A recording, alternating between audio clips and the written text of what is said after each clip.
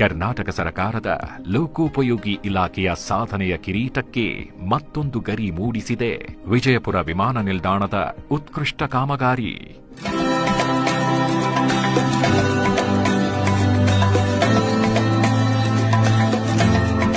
ವಿಶೇಷ ವಿನ್ಯಾಸ, ಅತ್ಯಾಧುನಿಕ ತಂತ್ರಜ್ಞಾನ ಬಳಸಿ ನಿರ್ಮಿಸಲಾಗಿರುವ ಗುಮ್ಮಟನಗರಿ ವಿಜಯಪುರದ ವಿಮಾನ ನಿಲ್ದಾಣದ ಕಾಮಗಾರಿಯು ಅಂತಿಮ ಹಂತ ತಲುಪಿದೆ.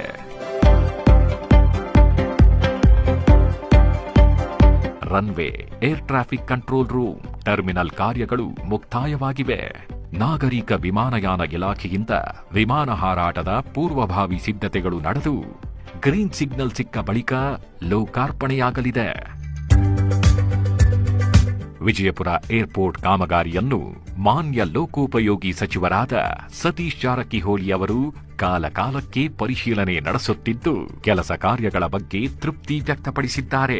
ಹೊಸ ಏರ್ಪೋರ್ಟ್ ನಮ್ಮ ಇಲಾಖೆಯಿಂದ ಬಿಜಾಪುರ ನಿರ್ಮಾಣ ಮಾಡಿದ್ದೀವಿ. ಆಲ್ಮೋಸ್ಟ್ ಕಂಪ್ಲೀಟ್ ಆಗಿದ್ದಾರೆ, ಚೆನ್ನಾಗಿ ಬಂದಿದೆ.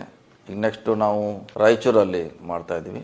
ಸೊ ಇನ್ನು ಮುಂದೆ ಮತ್ತೆ ಸರ್ಕಾರ ಎಲ್ಲಿ ಅವಕಾಶ ಕೊಡ್ತೈತೆ ನಮ್ಮ ಇಲಾಖೆ ಅಲ್ಲಿ ಕೂಡ ಮಾಡ್ತೀವಿ.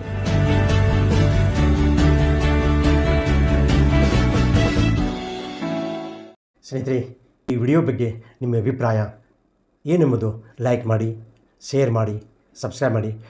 ಬೆಲ್ ಬಟನ್ ಒತ್ತೋದು ಮರಿಬೇಡಿ, ಏಕೆಂದರೆ ನಮ್ಮ ಪ್ರತಿಯೊಂದು ವಿಡಿಯೋ ಮೊದಲು ನಿಮಗೆ ತಲುಪಬೇಕು. ಸದಾ ನೋಡ್ತಾ ಇರಿ 24. ನಮಸ್ಕಾರ.